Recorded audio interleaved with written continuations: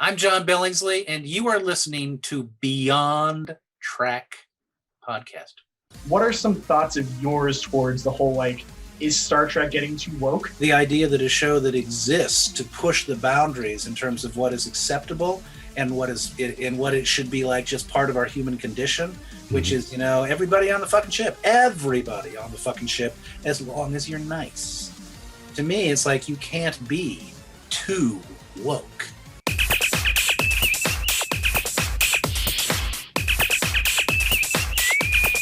Red alert. Hey everybody, and welcome back to Beyond Trek Podcast. In the studio today, I've got Big J and Renzo.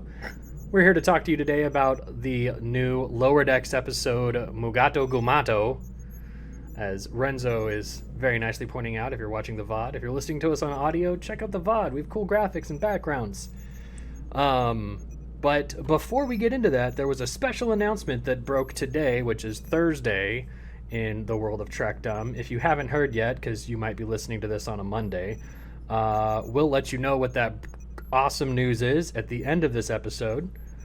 For now, let's dive into Mugato Gumato. This is your spoiler warning. Packed. Like tuna can of stuff in this episode. Every episode feels that way. Well, that's just because it's a 30-minute runtime. Yeah, but it's packed. It is packed, like, those Pillsbury Doughboy, rolls you get, and they tell you, just turn a little bit to pop, and it just, all in your face. Yeah, now the title, Mugato Gumato, I know that's from a song. It's a rhyme, isn't it? Mr. Roboto, or something like that. I think Renzo knows what it's from. Okay. I don't think I know what you're talking about. I just think of it as being Domo Arigato, Mr. Roboto sounding like it as well. So that being the case, Mugato Gumato is actually a play on the original series where the characters mispronounced it. Oh, well, okay. The original name of the script was the Gumato, but DeForest Kelley couldn't pronounce it, so they changed it to Mugato. And so that's why we get Mugato Gumato, and then of course Shax's other extraneous pronunciations, because in the original episode it was edited and they just pronounced it differently. There were 7 different variations of the pronunciation in the episode. Even Ta'ana called it a Mugutu, so it was definitely inconsistent. Yeah, and that's all it was. That's just great.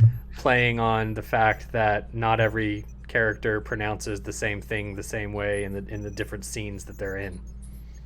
That was hilarious. Everyone's pronouncing it a different way. So yeah, right there, right off the bat, the episode is definitely a play on that. So the Mugato, the title character, as you can see right here, looks like a gorilla stegosaurus with horn. That premiered in the TOS episode A Private Little War. That was the one where they were mispronouncing it the whole time. But Renzo, do you want to talk about all the cool stuff at the beginning of this episode? Well, so the fact that we get to see a couple of Denobulans, or Denobulans, depending on who you ask. Hey, John Billingsley says cool. Nob. I know. John Billingsley's probably the authority. 10 months ago. How pronounce that? What did you say? Denobulan? Denobulan. Yeah. I don't know, it sounded a little rough the first time. Not going to cut it, my friend. So, Denobulans was really cool. We haven't seen them basically since Enterprise ended. We haven't really seen them in any kind of focus since then. I don't think we've seen any in Picard. I don't remember seeing any previously in Lower Decks, so it's been quite a bit. None in Discovery either. No, not since Enterprise. And in Beta Canon, the one I can think of that's particularly notable was the replacement chief medical officer for the Enterprise E in Elite Force 2 was a Denobulan. So, what? Really? Yeah. Mm-hmm. I got to replay that game then. It's a good game. But yeah, that's the one I can think of that had real prominence. They've popped up in novels here and there, but that's it. Pretty wow there. Did you recognize the outfits they were wearing when they went to fight Mariner? I mean, Ambujitsu. The Ambujitsu from the Icarus Factor when he was fighting, when Riker was fighting his father. It's daddy issues time. It's daddy issues time. Those visors on that, is it like the visor that Luke wore in Star Wars in New Hope? No, you can see through it. No, it's not like you can see through it. Okay. Well, but why would they? Okay, so if you can see through it, why would they make it look like you couldn't? I don't know, maybe it's polarized like sunglasses. Oh, okay. All right. Yeah, that's not bad. Just a guess. Def- Following up on that though, following up the Ambojitsu, I think that the whole setup of the two of them having been like taking nights or midnight trainings just to try and keep up with Mariner was delightful. That was a really cool bit of like character building to show that the two of them understand that they suck at the physical arts compared to her, but they want to. They really try. Like it's in their hearts to be better at this. And that's good Starfleet spirit. Their extra training worked for them for like what, 8 seconds? I mean, Mariner is a Black Ops spy, man. Like it makes sense. No, that's just a lie that she told to keep people away from her, you know? Or is that the lie that she told to keep people away from her? Or is that the lie she tells? Right. So I just love the fact that it's been like a fan theory the entire time the show has been on that like she's Section 31 or she's something Starfleet intelligence. The fans have been livid with this theory for the entire run of the show, so they directly addressed it. How did I not hear? I never heard that rumor. Really? On Reddit. Yeah, okay. they've been. I must have missed it. They've been saying that, but I still feel like they did a good job of addressing it and then still leaving it ambiguous at the end. Like, dang it. I still want Mariner to be an augment. It was just that was the other big theory. It was just ambiguous enough that you could still like be like, maybe she's just playing the story. Maybe. Yeah. Oh yeah, I remember when we had the augment theory for Mariner, but it didn't quite pan out. Yet. Right. Yet. So yeah, I loved how Boimler and oh my god, I'm drawing a blank. Yeah, Boimler Rutherford just got murked in the holodeck. Yeah, mercilessly too. She whooped that ass. Shax walks in. They're like, Shax, help! And he's like, No, I'm good. You still have 10 more minutes. Don't worry, I'll be right here. I loved the hockey player smiles that they had with like the missing teeth like that. That was good, and it shows you that T'Ana is good at replacing teeth, so she's got some dentistry skills too. Oh yeah. Yeah. I liked this episode because as the last episode paired Mariner and Tendi together, this one gave us a Boimler Rutherford kind of a thing. Not as much as I would have liked, because I like to see them be, I don't know, maybe have their own AB plot instead of one that that intertwines with, Mariner. I have to say, like, the first half of this episode, I was very much like, I'm not impressed. Like, they jumped the shark, and then I got to the second half of the episode and went, oh, I see what you did. Okay. What was it about the first half? I feel better. Well, I mean, the first half of the episode, they really, they gripped you with the Mariner's after trope. Super amazing, awesome. They leaned hard into the Mary Sue moment, and then they brought it back. And I was waiting for something like that to happen, but I was also sitting here like the first half of the episode going, I'm going to have to read about this shit on Reddit. F. Yeah, people would be pretty insufferable if they Mary sued her even more. Yeah. That's like the big complaint about her. Yeah. So let's talk about some about these scenes specifically though, right? So okay. First scene's the Ambojitsu, which was pretty cool. After the title card, of course. So we get that. Then we end up with them having a conversation with the bartender, which was kind of creepy. Right? Yeah, the guy is a creeper. His name is Honus. Yeah. And we've never seen him before, as far as I know. The only Honus I know is Honus Wagner, who was a baseball player at the turn of the 20th century. Why do you know this? Because I had no idea you were a baseball is the most valuable baseball card in all history. If you have the 1912, I think it's the 1912 Honus Wagner, it's like it's invaluable now. Like you couldn't, even if it was like run over by a car, if it was intact, you could still basically name your price to a buyer who was interested. And here I thought it was like a Ricky Mantle like rookie card that was the most valuable thing. Oh, Mickey Mantle's great. Yeah. But no, Honus, well, and it's also because it was much more limited than the Mickey Mantles. And the Babe Ruths. The Mickey Mantle cards are made on a much better kind of like sustainable stock. card stock. the Honus Wagners, I do believe that they came in gum packs, and so they're about maybe 2/3 the size of a regular baseball card that would be produced today. So they're smaller, they're made out of less quality. So having one that's in legible condition is considered super rare, and there are a few out there that are like vacuum sealed in cases that are absolutely priceless. Like Elon Musk couldn't buy one. Yeah, he could. Well, you know, that's kind of a stretch there. Right? I need the audience to go, what? Oh, right. Yeah. Drifting back into the world of Trek. Sorry. Thank you for the baseball segment. My baseball hat. Yeah, I've literally never heard of him, but that's cool. So cool. So we've never met Honus before. It's his first appearance. So I'm hoping that we get a little bit more out of him. He seems like an interesting side character. Yeah. Like I can see him being talked to by characters the same way they talk to Guinan in TNG. Yeah. So after the bar scene, we go. Help me. Oh, so they go to the bridge when they're getting the their like scoop of what their next mission is. It's the captain complaining about having to do another like animal protection run or whatever. Oh yeah, a PETA run. I was just so tuned in to, finally when they get on the planet and Shax gets all like Arnold Schwarzenegger in Predator Commando mode. It was really great to see that, and just have Isn't Shax it nice to have back in Shax action back? there. But I'm jumping the gun quite a bit, I'm sure, because there was the Tendi gets assigned to collect biodata from people who are missing their physicals, and good B plot. Yeah, solid B plot. Yeah, that was actually really good, and Ta'ana, really wants to challenge her with this, so she accepts it, and through the main plot, she is constantly seen in more interesting situations trying to get a tricorder scan from people to get that bio data. When we learn it only takes like 4 seconds of tricorder scanning to complete that. It doesn't even have to be done to like their living being, because she scanned Stevens's like glass after he drank from it. Yeah. Right. And DNA, it's not like you're getting a shot. So I don't know what the big deal was with listen, them. If the shot might save your life, right? Like let's be pro shots in this broadcast.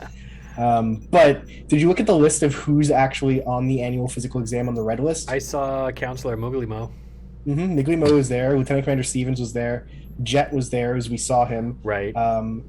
There were also some other names that seemed like they might be interesting, like Lieutenant Mariah Rose or an Ensign Mo Palmera. So maybe they're characters that we'll run into later.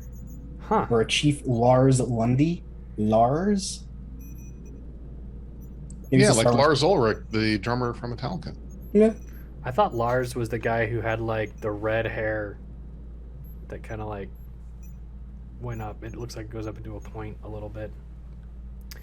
But on lower decks? Just me. There's a listener out there who's like, no, dude, that's not him.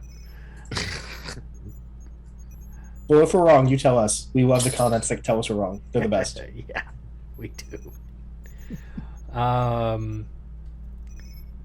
Apparently, in the crew lounge, we see a furry fellow with fangs and wings for ears. And my first thought was, hey, that's the Admiral from Star Trek 4 who was a Cation. But then the wing ear thing. That's actually Kazinti from the Slaver Weapon animated series. That's right. Oh, where was that? I must have missed that one. So in the opening, in the scene with the bar, it's the opening scene with the bar. They pan over to Rutherford and Boimler, and in the foreground, talking to somebody at one of the tables, is this guy with the Cation-ish face and wingy ears. And so that was cool to see again, making TAS more canon than it ever has been. You are completely right. That is the Zin from the Slaver Weapon. That's a good find. I missed that one. I was looking at the dude in the foreground with the green. I was trying to figure out what race he was with his bumpy forehead. Well, with this being animated, they've been able to put in so many old races and characters and species that we've seen in every other iteration of Trek. And it's easy to do because they have these scenes and it's like this with the bar, with the mess hall. I have a theory as to something that's going on because I'm seeing this happening in Lower Decks and in Star Trek Online. I think that there's some kind of softening going up with the rules that CBS is pushing or Paramount is pushing with regards to borrowing from other licensed works. Because Star Trek Online has recently started including ships in its game from other games, right? Which has typically been something you just don't see. What do you Same thing mean? here. Well, so when they recently released a Romulan updated ship called a Garidian Warbird, which is based on a ship from Star Trek: A Final Unity, which is a game from like the mid '90s, right? Yeah. You've Yeah. never been able to take ships, at least officially take ships from one studio and make them released by another studio. That's always been forbidden, right? Just for legal matters. The fact that they're doing that is interesting. I've got to get caught up on Star Trek Online. Yeah, that's interesting. Well, So- that's the thing, right? Because the Zinti here were a borrowed work from Isaac Asimov, if I remember correctly. Larry right? Niven. So, oh, is it Niven? Yeah, you're right. And the reason it was borrowed from Larry Niven is because Larry He Niven wrote the episode. slaver weapon, and he Right. just introduced his known space people into this universe. And yet they never used them again, right? Like They've they mentioned never them. Like they Didn't- used them in beta canon with a different name. They changed their name to the Mirak or the So- Lyrans. in correct me if I'm wrong, but in the DS9 episode The Adversary, when they're stuck on the Defiant with a changeling infiltrator, they are trying to it's the Zenkathi. Zenkathi, Right. different. Okay, Yeah. so Mhm. then the only other mention of them is in Nepenthe. There's just Did they get mentioned in Nepenthe? a minor mention Oh, of you're right. them in Nepenthe. Yeah, he's right. The Picard episode with Yeah, that the Zinti were active near Nepenthe. Yeah. right. Yeah, so like I'm happy that they're bringing in these obscure things. I'm hoping that there has been some sort of like softening in the policies for like reusing other works as creative works. Yeah. It'll be very interesting to see that, especially like the Star Trek stuff for the other video game providers. That's probably still licensed by CBS, I would like to think.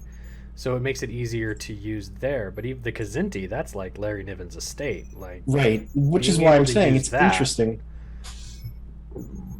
Excuse me. So in other Star Trek games, when they released essentially the Zinti, they renamed them. When they did Starfleet Command, they called them the Lyrans and then the Mirak because they split the race. When they did Star Trek Online originally, they couldn't use the Zinti, so they instead called them the Pharasans. So they gave them a whole different name too, and they're essentially just rebrands of the exact same characters. So same build, same look, same everything, but legal reasons to name them differently. So I'm hoping that there's something different that's changed. But that's just me speculating, to be honest. Well, that would be nice. You don't have so many different names for the same. It'd be species. great, right? Because there are cool designs from and cool characters that you see from one game that would fit very well into others. Yeah. Yeah, So- it would. Well, that just might open the door for the relaunch novels because they're relaunching the novels. If you hadn't heard, there's a Oh. trio of books coming out now where they're basically.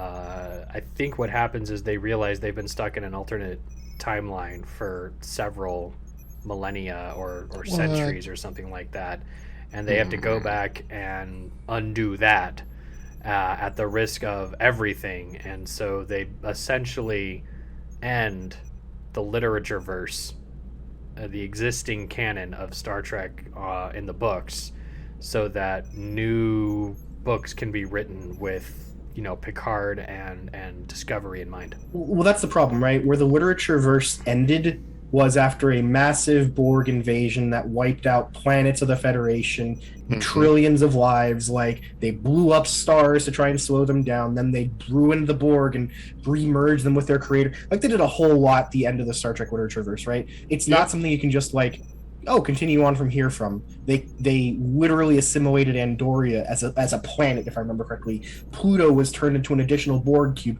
if I remember correctly. Like, they did a lot towards the end of the beta storylines there. So it's probably better to reset it and try and continue on with something that fits better with what they're doing in Picard. Oh, yeah, they did. I read those books. It was ridiculous what the Borg did. And you're right. I'm not saying it's a bad story, to be clear. I'm just saying it's not congruous with what they're doing with Picard and the other shows.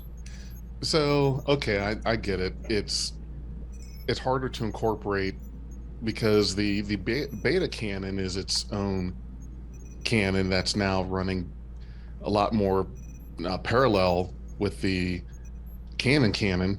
So they've become so divergent that a relaunch, like just resetting everything, is going to be the only way that can incorporate stories based off of. Now, is it still going to be a whole separate?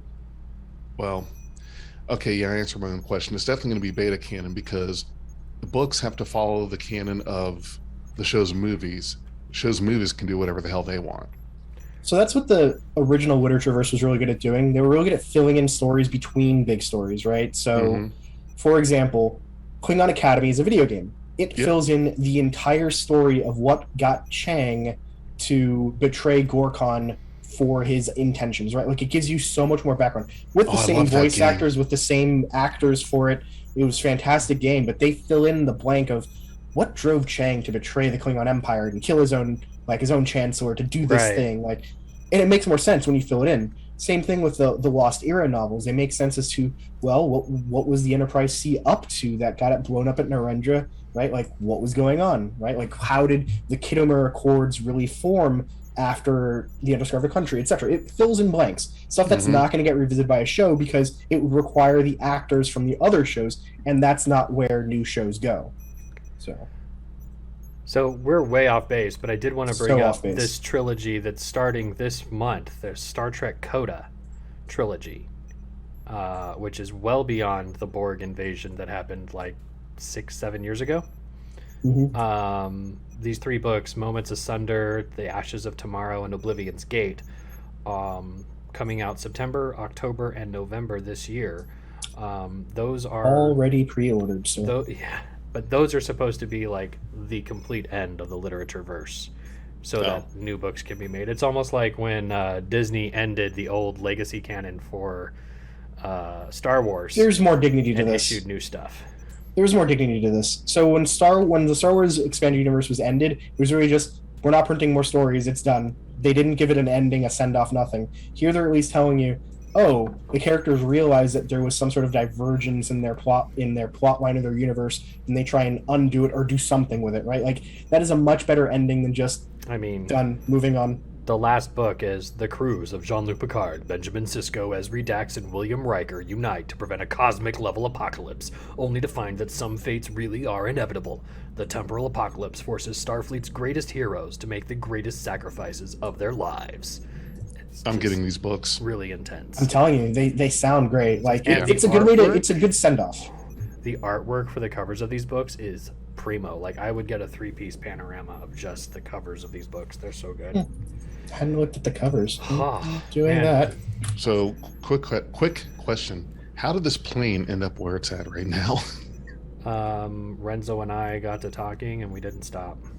I have a big mouth. I'm sorry. Why does that happen? But I mean, it's where we go. Like, we detoured a little bit. We took the scenic route. Now we're coming back. There's a shuttle landing on this planet where, like, we think that one Mugato has been there, and we're supposed to pick it up and take it to some kind of, Mugato preserve or something like that, right? That's what the mission was. Well, they beamed down. They didn't take a shuttle, but yeah. Okay, yeah, they beamed down. That's right. Remember that the captain literally hails them and says, like, you got 20 minutes until we're out of communication, so you're stuck there until it's over, kind of thing. Right. Okay, so they beam down, and instantly Shax is in commando mode. I said that he's doing like somersaults around the trees and making the sounds, eating like poop. Oh god. Yeah, I thought. Yeah. I was gonna throw up on my keyboard. Not only is he like sticking his fingers in it fresh, but he's smelling it, he eats it, and he comments on like, yeah, there's that. Dude, you're gonna make all the sympathetic vomiter listeners be like, I'm so sorry. I loved the fact that the other security officers were watching Mariner and Boimler being like, yeah, this is Tuesday. This is Thursday. He's doing it. But Mariner's just like preventing herself from puking too, right? Like, that just shows that this is Shax on mission. This is what he does. Yes, this is what he lives and breathes for, and this is why I'm so glad he's back, because... But Keyshawn was still useful to the plot too. Don't forget Keyshawn. Yeah, he was. One thing that I really liked about Shax's involvement here is it says a lot about his. I don't know. He's got a background in like zoology or xenobiology or something to be able to be that good, and the fact that he and Ta'ana are boinking like that just elevates it a bit. Maybe it's from his experience as a Bajoran during the occupation. He was a tracker, so he knows what Cardassian pee smells like. Like maybe that's where this all comes from. Dag, I had successfully forgotten about that. But you bastard, now I've got How did you successfully forget? They're totally all over each other at the end of the episode. Well, Ta'ana was definitely all over him. I don't know how mutual it was. He seemed a little horrified for a second. He was smiling. He was in there like, yeah. I can hear you all night. I'm pretty good at selective memory. Trust me. And selective listening. Okay. I'll accept that, especially when it comes to eating poop. Oh. Well, now we know his weakness. Definitely not a xenobiologist. Crikey. Oh, who the hell's weakness isn't talking about someone eating? Ah! I find it hilarious. I think poop humor is the best humor. Can we move on? Please? Wow. Yeah, we can move on. All right, so one of the interesting things they also talk about before they get there is like they're talking about all the different ways that there have been black ops in Starfleet. Oh, they also reviewed Tuvok. Mariner's record. Let's not forget that. They reviewed Mariner's record, right, too. and there's a new ship mentioned. The Atlantis. The Atlantis, right. So now we know DS9, Quito, Cerritos, Atlantis. That's 4. And she says she served on 5. Now, DS9 may not count because it's a station. And I'm sure that they're going to point that out. They're going to be like, wait, you said you served on 5. Well, yeah, that's a station. It's just perfect for the way their comedy works. So I'd be interested to see what those 1 or 2 other stations are. If she says she was on the Enterprise D, the fandom's going to explode. They're going to be like rewatching TNG, being like, there she is, there she is, there she is. That ship's big enough to hide someone. It's fine. You wouldn't necessarily catch her. Oh boy. But that means that she's been in Starfleet for like 12 years and she's still an ensign. Because she rejects promoted, that demoted, promotion promoted, stuff. demoted, Right. promoted, demoted. Right. And we'll see, maybe. I think that theory that like she got promoted to a stature of leadership and then, like on the Atlantis, lost half the crew to lice. Oh, God. Maybe that's the reason why she doesn't want to be promoted anymore, because she was maybe a lieutenant commander there and lost half the crew to whatever that was. Maybe it's really big, like man-eating lice. Oh, God. Jeez. Giant crustaceans. Well, she'd be... Lice are gross. Yeah. Yeah. Space lice. That's a new one. So we end up with the collector trying to buy a whole bunch of Mugato tusks, horns. Doesn't matter. I don't know. He used it kind of like a different kind of horn in a different scene. So, yeah. I like the, well, not that I like it, but the whole poaching aspect of this, kind of as a allegory to us hunting the white rhinos, basically down to extinction. And that's what's happening. Happening here also, is like this illegal poaching racket that's going on for the horns, because that's the same thing that's happening here with the rhinos. So, and that's what I like about Star Trek, is when they take things that happen in the real world like this and incorporate it into an episode with really the same themes, but their own take on it. I mean, additionally, there's also this entire exploration of what the Ferengi are like at this point in time, right? Not just Quark, because that's basically the only exposure we had to Ferengi after TNG. Very little. Quark, his family, Brunt, the Nagus, right? We don't really see like day-to-day Ferengi military people or Ferengi privateers, nothing. Here we see some Ferengi who are not particularly friendly, and they even say it, or Mariner even calls it out. She's like, you ever heard of Quark, or are you guys like hold out last outpost Ferengi or something? Right? Well, and we see the laser whips for the first time in a while. Plasma whips are great. Renzo, I just have to correct you slightly. It's not just Brunt. It's Brunt. FCA. FCA. Yeah. Okay, just want to make sure. Yeah.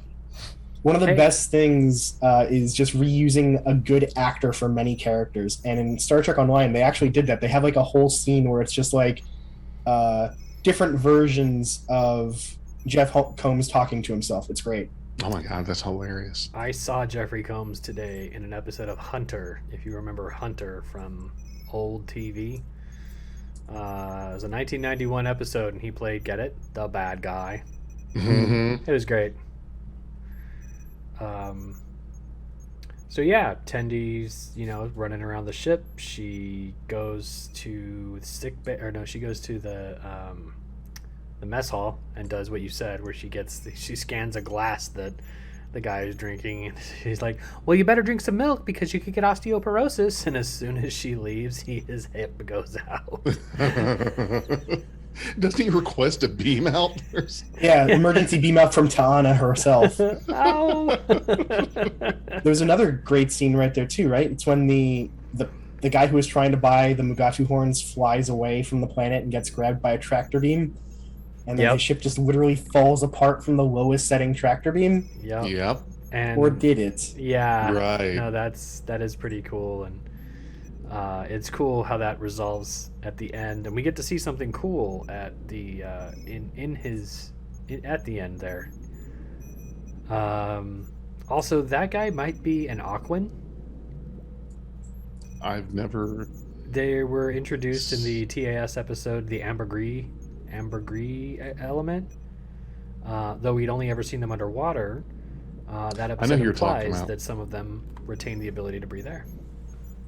Okay. By the way, if you are watching the VOD, there are notes on the screen here. These notes are brought to you by Reddit user Antithesis. Thanks. All the canon references. There was a really awesome episode or moment where Boimler and Rutherford are running through this area, and they hide under a tree, and the Mugato peers over it, very much like the Nazgul did to Frodo and Sam and the other hobbits in Fellowship of the Ring. The rest of that scene goes kind of differently, though. It does, but that one moment. I'm going to cover my ears. Yeah, this is the moment where you take your virgin ears and cover them, and you take your small children out of the room for the pod discussion. Oh, yeah. This is one of those scenes that as every moment goes by, you think they've got to end it here. There's no way they're going to take it further. And I feel like I just want to put some hydrogen peroxide in my eyes. Well, that's why this isn't a kid's show, right? Scenes like this are why this show can call itself not a kid's show. Well, after this scene is sure as hell not a kid's show. Dude. All right. Yeah, if you're listening now, I just kind of want to bring up some adult stuff, so I'm really sorry, and don't get mad at us, but that other one showed up when the two of them were doing it on the log, and it was looking at them like it was going to challenge them, and the dominant one on the ground looked back and roared, and then the one up top just sat down and started just flagellating the horn on the top of its head and watching. Like I said, he was using it like a different kind of horn. We've officially got our first cuck in Star Trek, and it's a Mugato. Untrue. We saw the stream of the Klingon in Discovery, didn't we? That was a big enough deal too. That's because they decided suddenly that Klingons. I'm talking about cucking. 2 streams. Cucking. That's our first cuckold. Oh, you know what I'm talking about? Cock. Got it. Yeah, cuck. Yeah, no, we definitely saw the 2 streams in Discovery, but I was just like, oh, they're going to challenge him for... Oh, no, they subverted it again, and they made it worse. Much worse. Yeah, that scene was definitely a little disturbing. I'll grant that, for sure. But it was hilarious. I was laughing the whole time. Well, yeah, but you talk about shock value. It's like, oh my God, they're just going to Pound Town. There are going to be a lot of people Pound Town indeed. More elevated proclivities who are definitely not going to appreciate that scene at all whatsoever. Yeah. There are going to be graybeards on the Trek forums and on the BBSs and on Reddit whining about how this show is debasing the memory of Gene Roddenberry and how it embarrasses us all, etc., etc., etc. And I'll just Gene Roddenberry would be 100 years old, and if he saw that, he would have laughed his flippin' dead ass off. Yeah, apparently he was Yeah. actually a big humorist when it came to sexual stuff. Yeah. I mean, is this going to bring back the "Not My Trek" movement? Like, come Oh, on, for just sure. give it I a mean, break. it never Check left. out that subreddit, that one with the underscore, full of those people. Which is Oh, that's actually why I don't where go this there. comes from. There be monsters, so I mean, Yeah. I don't go to This that list place. is actually posted in that *_ Trek Oh, is it? subreddit. And I think that's only because the actual Star Trek subreddit went black. Oh, yeah, it's still black right now. Yeah, because people are really going to notice when Star Trek subs go private Hey, in solidarity it's not for about- anything. Hey, they got rid of No New Normal. And they're working on the other one. But that wasn't in any way, shape, or form because of Trek subreddits. That was There were like I a couple mean- hundred subreddits that went dark, though. I mean, Jay, the Defiant wouldn't have survived if the Klingons hadn't have showed up. So, I mean, take one for the team and let the other people get all the acclaim. It's cool. okay. You're right. we all work together. We don't all get the same amount of credit. Yeah. Yeah, so that cool was- scene, kind of disturbing. They escape. Boimler and Rutherford were definitely kind of damaged by it. They were both freaked out by it, and then they made their escape. But you're Now- right, I hadn't thought about it as being a lot like the Nazgul scene, but it was good. We also met a Tellarite. We didn't mention him, Yeah. You're right. We forgot about the was Tellarite with his the name? Australian accent. who has purple blood, mind you. I don't think I we thought knew it that was before. orange.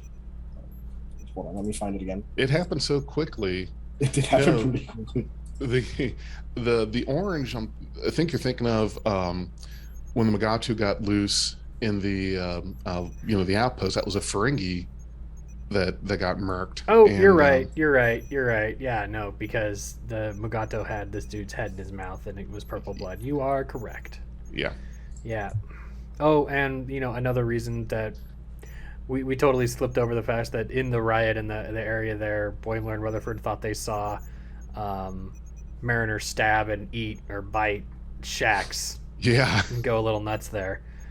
Turns out Shax had just been shanked by a Mugato and she had to suck the poison out. Right.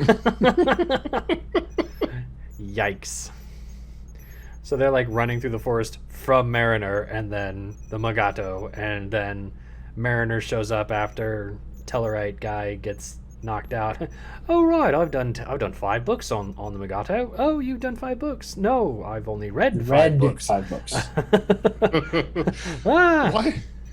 Why does a Tellarite have an Australian accent? Can someone please? Maybe he spent time in Australia. Hey, I spend every Or it's not an Australian accent. It's a Weeblebwarp accent. We just can't tell the difference. I spend There's a every lot of Crocodile Tuesday. Dundee in that voice. What was that, Dag? I spend every Tuesday with a Tellarite that has a very thick Eastern European, mostly Russian accent. So, Okay. they're there. Yeah. This Well, in this Picard, we had Ronwyn with the, what was that, Scottish kind of accent she had? oh, she was Irish, 100%. Oh, yeah, Irish. Okay. Cheeky feckers. Yeah. Murphs loves her. First would be disappointed. Oh, yeah. Disappointed at the Irish Romulan? No, for saying that she was Scottish. Oh, yeah, he stopped listening. He unsubbed right now. I just got the notification. How did he do that, Dag? We're live. We haven't even posted it yet. What was the other thing that I wanted to mention there about the thing and the stuff with the guy? And I don't remember. What didn't we get the part now where the trader guy was in the ready room, the captain's ready room, complaining about his Right, because livelihood being on they that? beamed him off his ship after the tractor beam destabilized it and broke it, and he's bitching and moaning, complaining about his whole life, and then she's trying to make an agreement with him. We'll give you a shuttle, and then he's like, well, I lost a lot of stuff too, and then names everything on her collections list, and she goes with it. We also skipped a couple scenes. We had Tendi Oh, sure we completing did. her list as well. Oh, that Tendi's was going down her cool. list, getting Jet, who had been avoiding his, and that's where we see Keyshawn again. So he's still on the ship. He's still doing stuff. Yep. Yeah, we also see Rapunky when he met the Seven, when he joined we see that Tendi's now realized that last patient on her list is patient 018/0901 or something like that. Yeah. She's trying to track down the last one that way. And then when she's trying to track that patient down, Ta'ana's like, "Don't worry, kid. You got it done. You're good. You don't have to worry about it anymore. Stop trying." Figures out mission accomplished. Figures out it's Dr. Ta'ana, and Ta'ana goes on kitty rampage through the ship with Tendi in hot pursuit. Let me just tell you something. For anyone who has cats, that's a very realistic depiction of trying to catch your cat for any reason. It's your life is on the line right there. You get scratched with them little cats, them little fuckers hurt. They do. I mean, it's, yeah. You gotta have Neosporin instantaneously, or those claws will just burn.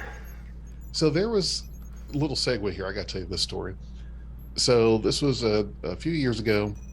I had to go to my sister's house to check on the cats because she was out of town. And she had this one cat. It's crazy. This cat was an absolute psycho, and only liked her and her daughter. I think either one of them or both of them. I don't remember. But anytime you would be in her house, this cat would like just stalk you, hissing at you. And if you got anywhere close, you get like kangaroo bats to the body with the claws. So I go over to her house one day, go in the basement to scoop the litter boxes, check the food, and this cat is up at the top of the basement stairs, hissing and growling. And I wasn't anywhere close to this damn thing. So I do a couple things. I turn around again. The cat is coming down the stairs. So I'm sizing up my position. Like, okay, there's really nowhere to go. This cat is still approaching me. Small cat. And he like squared up with me. This crazy psychotic cat. And that day I was wearing sandals. And I'm thinking, I don't want to get my toes scratched up by this damn thing, or my feet.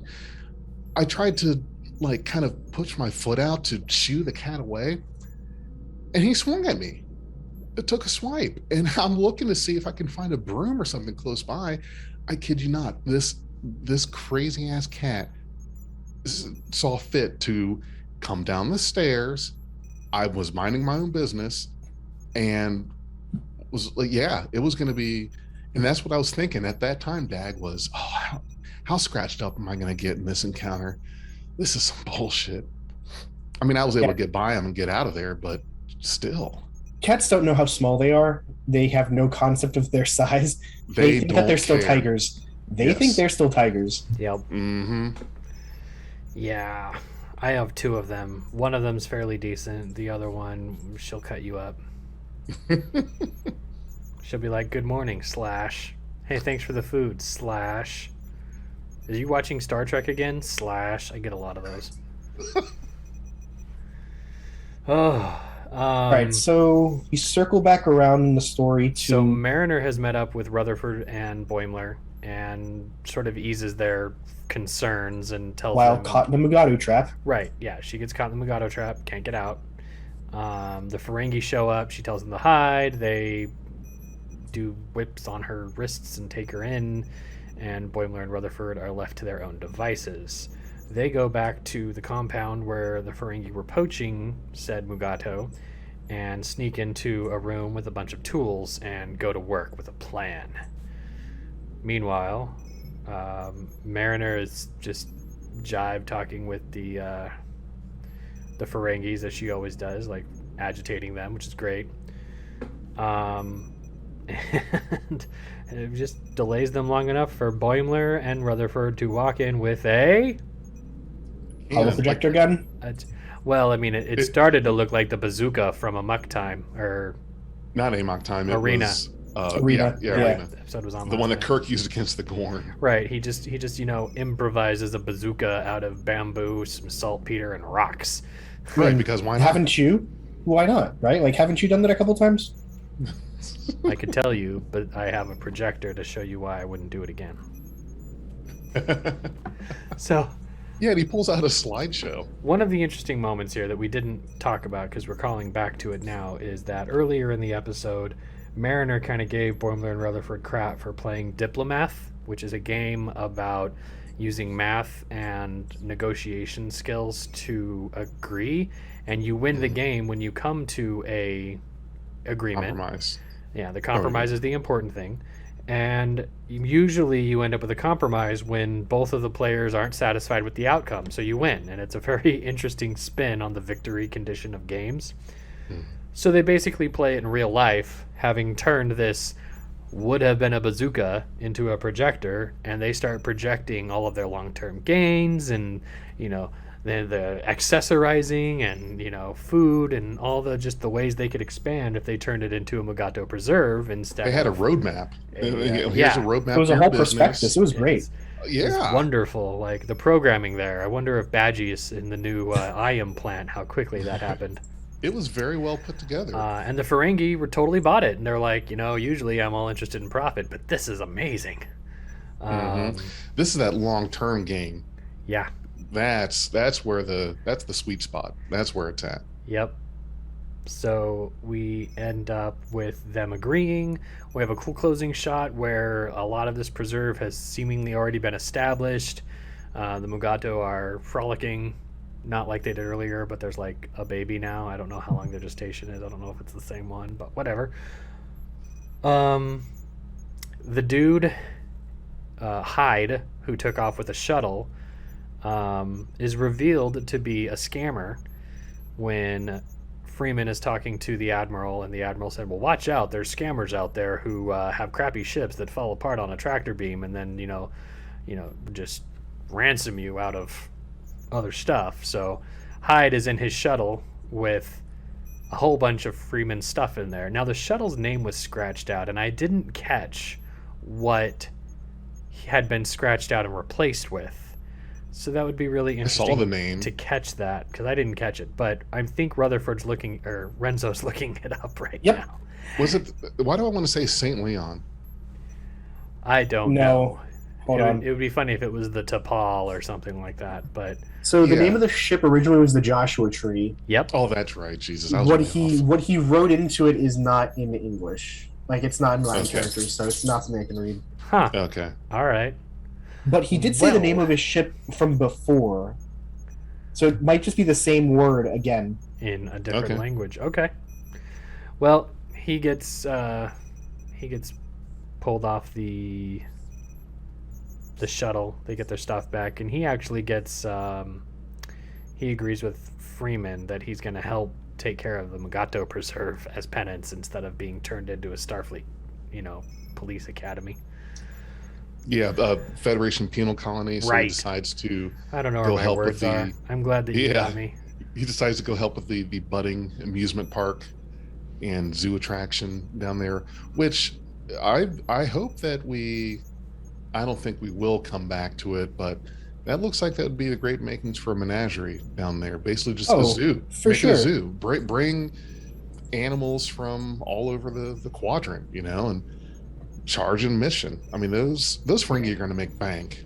Seriously. Mugato Park is frightening in the dark. All the Mugato are running wild. Don't ask me to sing. I'm sorry. That was actually pretty good. So the name of the original ship, the one that blew up, was the Lady Jane.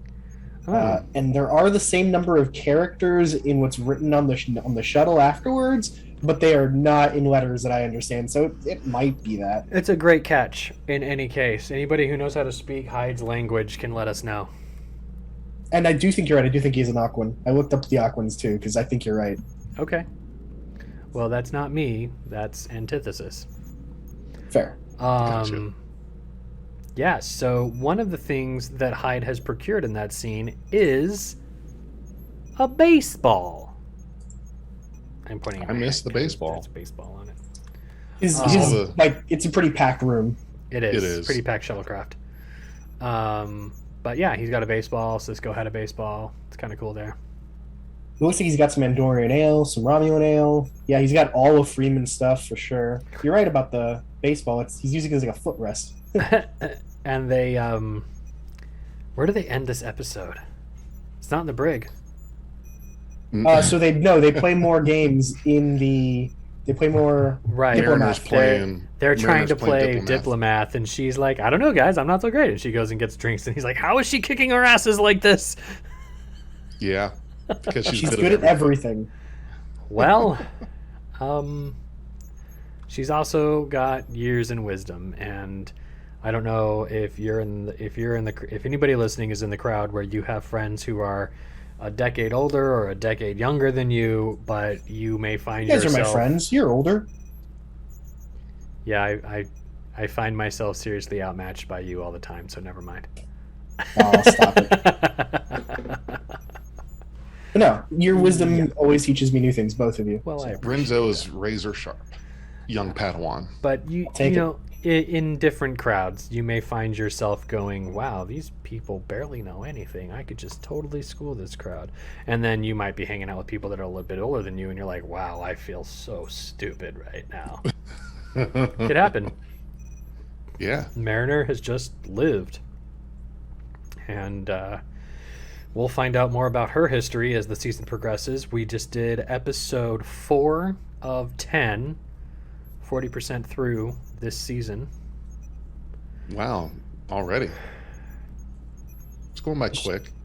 The show is too fast. I want more episodes. Give me TNG length seasons, please. I do. I keep thinking about that. I'm like, wow, everyone's like, yeah, you know, we can't really order a full season in 10 episodes. I'm like, no, sir, that is less than half a season. A full season is 26 episodes. Get it right. I think for this, and I don't know if it's just because it's animated or what, but it feels like a half hour, or because it's usually around with 24, 26 minute episodes ish. I think that's perfect. I just, for some reason, I can't picture a show like this going for an hour like Discovery. Well, I or definitely, Picard. I think that you're right in the sense that Lower Decks is frenetic. Yes. In that it jumps around, it is very quick. We have mentioned several times in this show in the past that this show does not, it cuts all the fat all the time. Always. And all we're left with is serious juicy goodness. Yeah, juicy goodness, but also like a lot of stuff to think about, a lot of stuff to hunt for.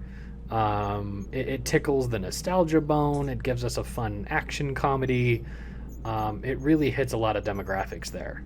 But the episodic nature of the episodes allows them to also still fill you with a B plot, right? So we've had B plots in every episode, and they're always fun, which is something that you're missing from shows like Discovery or Picard, right? They don't really give you a fun or funny B plot. They're just straight ahead and serious. You know, I'm going to segue for a second. Do you remember the TV show 24? Yes. Oh God, yes. When 24 came out, I was glued to the screen whenever, I think it was Monday nights where I lived, it was on. It was in my first apartment, and 24 came on, and I couldn't wait for that show to come out because it was purported to be, you know, what if you lived one day across the entire season, and it's 24 episodes and you get 1 hour each, and you realize if you watch that show consecutively with all 24 hours, you're like, wait, none of this makes sense. How did he get across town in 30 minutes? It's LA. But the reason I was so attracted to that show was because of the continuity it promised and how cool that would be and how very much like DS9 I thought it might be. And now I kind of feel like 24 was a template for what's happening with a lot of the shows now coming out for streaming specifically, and maybe it's happening on other shows too, but you're getting this plot chopped up into 10 bits, and you have to watch an hour of it at a time. And like Renzo said, there's no room for levity in that B plot to calm down a little bit and then go back into the A plot. It's just all rush and all urgency all the time. It's very dense. Here's something to consider. I feel like the first network or entity that started making shows like this really boils down to Netflix, right? But Netflix was doing the whole season drops at once. If you do a whole season drop at once and you can truly marathon the show, the fact that they are completely interconnected that way doesn't matter, because you stop it when you can stop in the middle of an episode, because it's the same as stopping at the end of an episode most of the time, because every episode has like a cliffhanger, right? I don't think that idea has transited well to showing a show like that across 3-4 months. I don't think it works.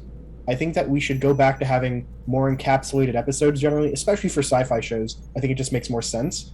You can have undercurrents, you can have themes, you can do stuff like DS9, but DS9 still had encapsulated episodic shows all the time, or at least plots that were episodic. Maybe not the whole episode, but something. It's just one of those.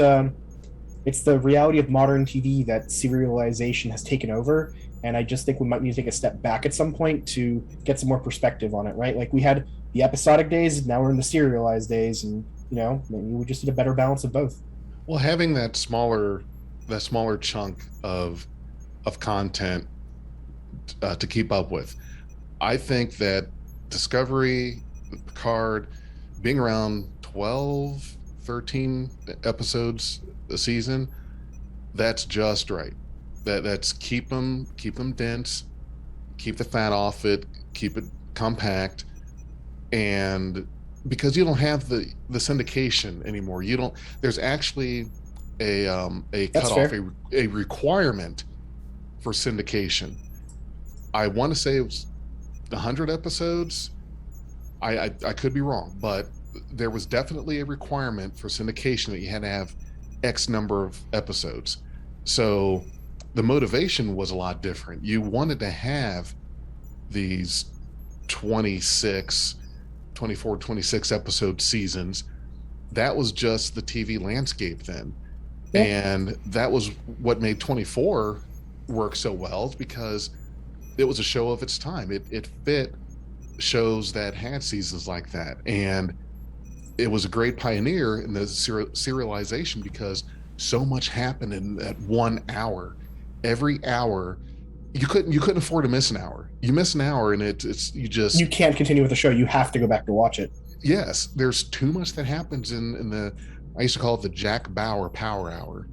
Why? It wasn't just me. That was a thing then, but it requires you to take that time to watch it, to be a consistent viewer, because with these shows, with Discovery, Lower Decks, all this new Trek, if you miss an episode, you're going to miss a lot. Now, Lower Decks is more episodic, but they have that serialized undertone. So if you miss an episode, it's not that much of a dent in regards to being able to follow what happens in the episode you come pick up on. You can maybe miss one, but it's the same with Discovery and Picard. If you miss an episode, you miss too much. Because there's just too much in that. Now, back in the day, TNG, DS9, Voyager, Enterprise, I mean, yeah, you could miss all kinds of episodes and just be like, drop in with exceptions, right? Like the third season of Enterprise is really serialized and dense. Like that one, missing an episode is pretty bad. But yeah, yes, and the fourth season was not too forgiving either, because you had a lot of those 2 and 3 episode arcs, which was great. I just want to interject. Even in the third season of Enterprise, the overarching goal was to stop the Xindi from deploying the main weapon against Earth. Mm-hmm. You could take the first episode of that season, the last episode of the season, and keep them in that order and swap any and all of them around. Yeah. And if you pay attention, it still makes sense. Even though towards the end there are moments where it's like, hey, call that Xindi friend that we befriended 6 episodes ago and tell them we're going to meet him tomorrow in the next episode. And so those things happen, but for the most part, it's very like we're on our way, but it's Voyager-like.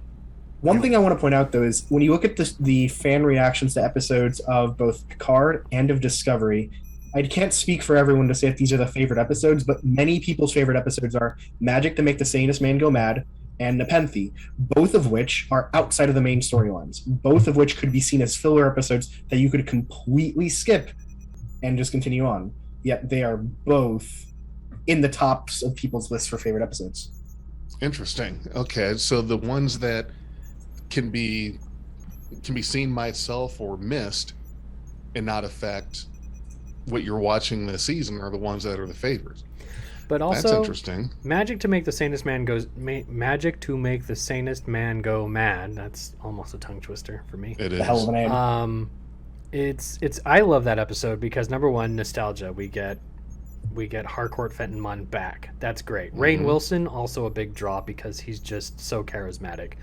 And that episode also does something that Discovery does infrequently, but that episode felt like a true ensemble. They Yes. all had to work together. And the main character of that episode isn't really Burnham. Burnham. Damn it. I haven't seen Discovery in like 8 months. I need to do that again. Okay. The main character of that episode isn't really Michael Burnham. It's Stamets. Because he's the one who's the gimmick. He's the one who's, every time we cycle through this episode, he has all the memories. And we only have like 32 minutes to convince people that, you know, I we don't love want to time destroy the ship. loop episodes. Time loop episodes are love great. time loop episodes. But this one was done, this one captured levity. You know, it wasn't, every time there was a loop, it wasn't just this urgent, we're all going to die. It was, all right, we're going to go into the next loop. So it captured the levity. It had the crew working together. It had a very cool science-y diplomatic resolution at the end. We didn't have to kill anybody. And we got a chance to see all the characters in a different way in that episode. And that's one of the reasons why I really love it.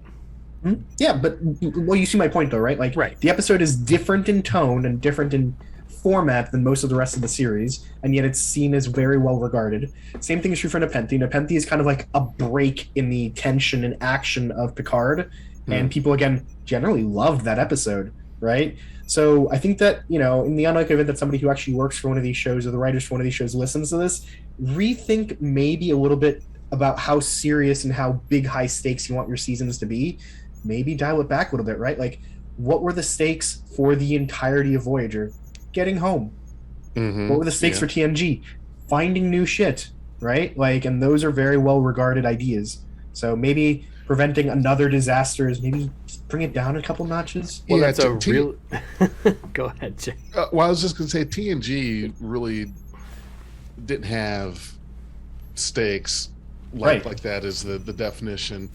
DS9, you could say they did with the Dominion War.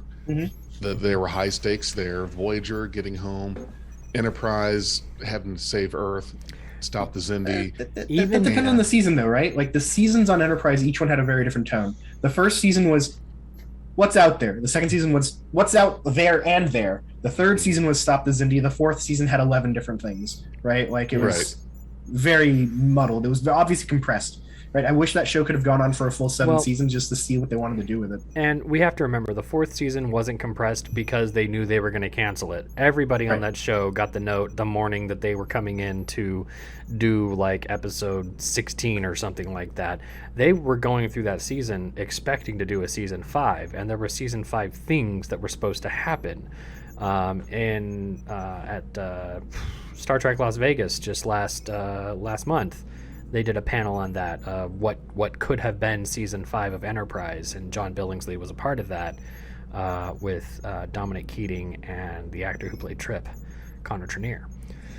And they talked about, like, yeah, this is very last minute for us, and it's because of, you know, the change of leadership at CBS, where the guy who took the position just hated Star Trek and said, all right, nix Star Trek. And they went, what? He said, you heard me.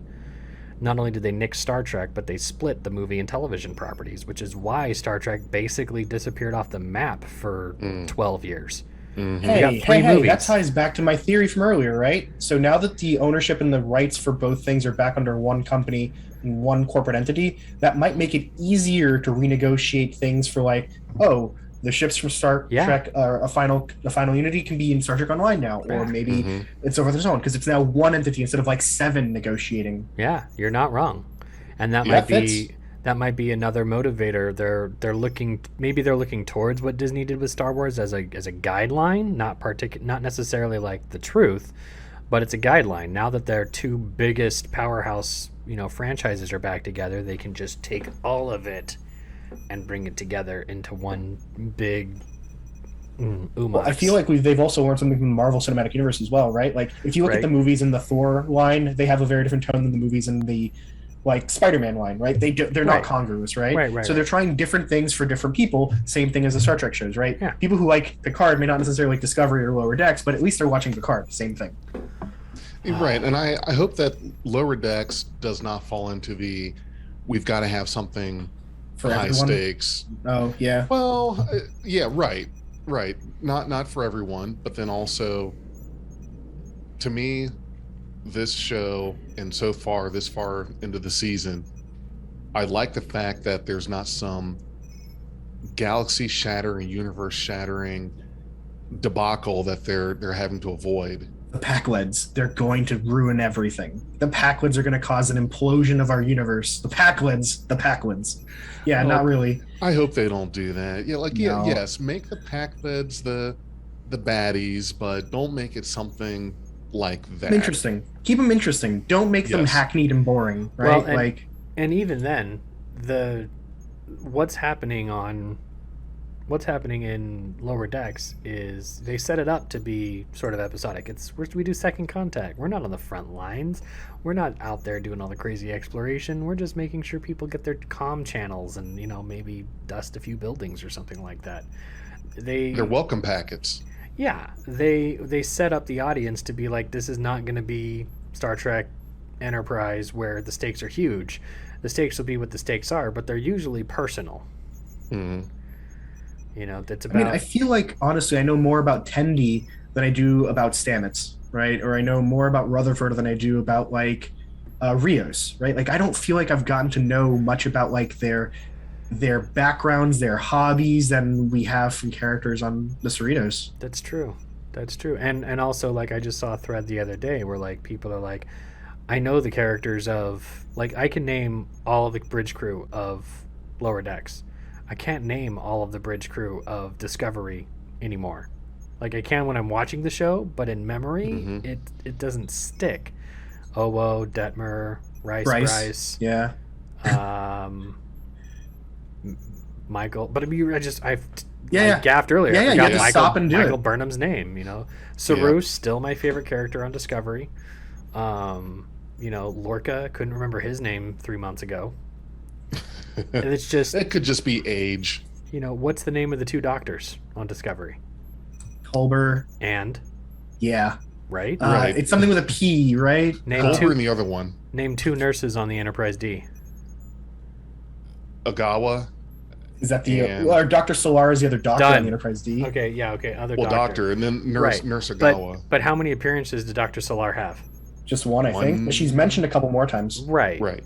So we've seen the two doctors in Discovery quite a bit more than we did. Yeah. Ogawa Yeah, I see your point. And Solar, but also again, I want to delimit that.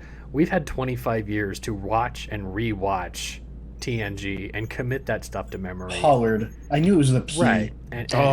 Yeah. And so, the people, again, the people who were probably having these arguments in actual real space with each other when TNG came out are now us having these discussions comparing TNG to Discovery and Picard.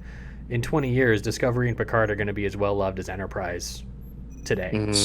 So I have a good friend of mine who is also a huge Star Trek fan. She's been watching it since she was a kid, and she doesn't follow the meta news at all. She doesn't follow what shows are coming or anything like that. She just watches the episodes as they come. That's great. And she delights in it, right? It's so great. Cool. So I linked her the trailer for Prodigy a couple days ago, and she's like, "There's another one? We're gonna have 4 Star Trek shows at once? What?" I was like, "Lindley, there are 6 in the works, lady." And she was mind blown. She had no idea that this was going on. Lower right? Decks, Like I told her, Prodigy, Picard, Strange New Worlds, the Discovery. Section 31 thing. Yeah. Yeah, Her Section 31 thing is response the thing. was literally, "We're in a Star Trek golden age, and even if I don't like every show, I'm still so happy that there are so many shows," which is the right view to take for this. We're back in the 90s again. Renzo, you're giving the listeners the wrong idea. We don't want them to stop listening to the show and go listen and go watch and enjoy it. And yes, we do. We absolutely want you to enjoy Star Trek any way you want. Yeah. As long as you listen to us. Yeah. Tell your friends. But Renzo, you mentioned a thing earlier about the earth-shattering urgencies of things and how that can, derail a story in such a way. And that leads me to the announcement I spoke about at the beginning of the episode. We have a new Borg Queen. Announcement today, just cast. And it's pretty exciting. And it's funny that you were talking about 24 earlier. Yeah. Yes, because the actress that has been cast as the new Borg Queen was Jack Bauer's love interest in Day 7. Right. Annie Wershing? Yes. Now, here's some interesting stuff about Annie Wershing that ties back to Star Trek. The 24 thing is actually pretty cool. So she does have experience with, continuous storytelling. But she played Liana in the Enterprise episode Oasis. And she did a guest spot on Supernatural, where the character she played was Susan Thompson.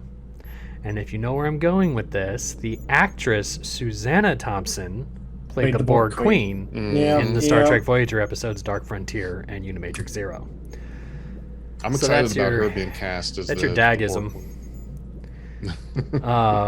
But yeah, okay, so taking that back to what Renzo said about earth-shattering things, what do we know about Picard Season 2? Q, Guinan, Picard, time travel, Seven without implants, Rios with a Starfleet symbol that's different than any symbol we've ever seen before, Girardi's there, Raffi's there, and now the Borg Queen is cast, and we know that the 21st century is part of this show because the poster is LA Highway. So hoping that that's just like a promotional shot that isn't really part of it, but I'm probably wrong at this point. And that's where the I don't know, the unsteadiness for me comes in, because I'm like, okay, so now you've roped in all of these elements into a plot. And if Seven doesn't have any implants, and we're talking about the Borg Queen now, did we undo the Borg? Did we just make it so the Borg never happened? What I heard is that Q changed the history of the Borg. Like or it was either the history of the Borg, or he changed how the Borg and the Federation. That's the theory I think is right. First. I think he has an argument with Picard or something to that effect, and to show him what his reality would have been like had they never met, he undoes when he throws him the system J25 across the galaxy or whatever, where they meet the Borg for the first time, which delays the Federation's encounter with the Borg by another 1,000 years or something, or a couple hundred years, and changes the way the Federation looks. The reason why 7 of 9 doesn't look like 7 of 9 is because she's not 7 of 9. She's Annika Hansen, right? Like, she never encountered the Borg. Her parents never got assimilated. The whole thing is different. I think that's where the show is going, which I find interesting. I don't know how that's going to take a time travel route to 21st century LA, but we'll see. Well, but that Borg cube was already on its way. It was already on its way to the Alpha Quadrant-ish, and the reason I say that is because in the Enterprise episode that had the Borg, which were the ones that had crash landed from the events of First Contact, they sent out signal. The call, right? They sent out that signal, and Archer said that saves the fight for the 24th century. Right. They would get it sometime in the 24th century. So that was their tie-in. That cube was already on the way. Right.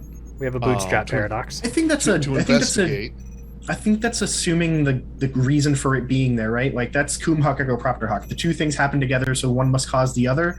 I don't know. I think that Borg cube might have just been out there assimilating, doing what cubes do, and the Enterprise met it, right? I don't disagree that it's likely that the Borg are aware that they have to do something in Sector 001 because of the signal that was sent out, but I don't know if that cube, the one that they encountered at System J25, had anything to do with that message. Like, I think that's a bit of a leap. Now, there's beta canon stuff that supports both sides of this argument, so we can't really lean on it too heavily. Like, the game Star Trek Legacy gives us a whole nother explanation for why the Borg care about, Earth. Right. Yeah. So we've got a lot of muddled stuff there. I think that this is an interesting setup for a season. And I really want to know what they're going to do with Guinan's character because of her scene with Q that one time where they're energies bouncing off each other invisibly or some shit. Well, and she also can sense parallel timelines. Right. Oh, Right. that's true. That's from Parallels as well, which is such a good episode. Not Parallels. Yesterday's Is it Parallels? Enterprise. Oh, Yesterday's you're right. Enterprise. You're right. And so, and there's a really good theory there that the reason she can sense those kinds of things is because she has a shard of her in the Nexus, which is, connected to her in a way that gives her an extrasensory sort of perception. But if that's the case, Soren should have had that sense too. How do we know he didn't? Probably would have been better, actually, to have a shard of Soren in the Nexus talking to Picard, and it being the young Soren who had lost his family and reminds Picard to remind Soren what he actually is living for. And then we could have a happy Star Trek ending. We could have a happy Star Trek ending where Picard... He wasn't any younger in that first shot on the Enterprise B. He looked just as old. Malcolm McDowell never ages. No, Correct. Malcolm McDowell doesn't, but I mean, honestly, the El-Aurian, it's been 70 years. That's a drop in the bucket for them. Right, Yep. but meh. The person that he was in the Nexus was not the person he was when he was pulled from the Nexus, nor 70 years later. That's true. He was freaking out and panicking, like, we have to go back. We have to go back and then because get he had just subdued. been blissful with his family again. So, he should have just flown a stupid shuttle into it, ended himself. He would have been exploded. He would have been in the Nexus. That's what happens yep. when the shuttle explodes in the Nexus. Kirk ended up there. Picard asked Data that. Yeah, he did. Why doesn't he just get a shuttle and fly into it? Right. And Data said that any ship that's even gotten close had been destroyed. Like, Right. Oh, that's true. And what happened to Kirk? No. Kirk was not in a shuttle. Kirk was in the a flagship level ship for the Federation with its shields up and almost got destroyed anyways, right? So maybe you need to be in like a big beefy mofo to get close enough to get like brought into the Nexus. Right. Yeah. You gotta get within. You can't just be in a shuttle. closeness. So you're telling me this dude with all his knowledge and wisdom, who's a good listener, couldn't just go on down to Quailor 2, grab a crappy ass Excelsior ship, and fly it into the Nexus? You're telling me that. So by that point, the Excelsiors are probably like 100 years old, right? Maybe they're just kind of breaking down. Like, you wouldn't want to get a 100-year-old submarine, would you? Well, they've had Excelsiors all over the place during the Dominion War. Look how well they fared. If Worf can make a 5-second force field out of a communicator in a Western holodeck, anybody can fly a crappy ass Excelsior. Just put yourself in They were already in the holodeck, though. There are force fields everywhere. Launch yourself in a photon torpedo tube, man. It's not that hard. And that's how you end up as a smear on the side of like another ship's side. Audience. Oh, here we go. Really thank you for listening today. Should we thank our sponsors? Yeah, I think we probably should. This has been a bit rambly at this point. No, oh my god, yeah. These end caps are really good for us, though. We get to talk about stuff outside of the stuff that we talk about, which is nice. So, yes, a very very warm thank you to our sponsors, Jay. Yes, this time I was prepared. So special thanks to our sponsors and contributors. We've got Stephanie Baker with Patreon and Anchor, contributor there. Thank you, Stephanie. S. Tam with Patreon. Thank you also. And Anne Marie is a Patreon donor. Thank you, Anne Marie. And Jim Cook, who is an Anchor donator. And any of the screen caps that we use for this episode come from John from cygnus-x1.net. Now, we did this review earlier. Well, the screen caps weren't out yet because we're on Thursday. The episode came out on Thursday. Like, I literally watched it for the first time like 30 minutes ago, or 30 minutes before the pod started. So right, yeah. So we really pushed to get this one recorded soon. And so for social media, if you want to find us out there, we're on patreon.com/BeyondTrek, twitter.com/BeyondTrekPod, and that's Dag's World out there. So if you want to at us at BeyondTrekPod, you're going to be hearing from Dag. He's killing it on Twitter. Facebook.com/BeyondTrekPodcast, Instagram.com/BeyondTrekPodcast. So if you do a Google search and you use all three, Beyond Trek Podcast, we're all over the place. You'll see us there. You can watch our videos on YouTube or listen to us. We're on every platform, every podcast platform out there. You name it, we're on it. And if you're hearing this, thank you for listening. Yeah, absolutely. Anchor. Thanks for listening to our rambling. Hey, we're still talking about Star Trek. It's all the good stuff. All the good stuff. And until next time, thank you for going boldly with Beyond Trek Podcast. We are Beyond Trek Podcast. Lower your inhibitions and surrender your years. We will add inspirational and hilarious Trek content to your day. Your attention will adapt to subscribe to us. Resistance is futile.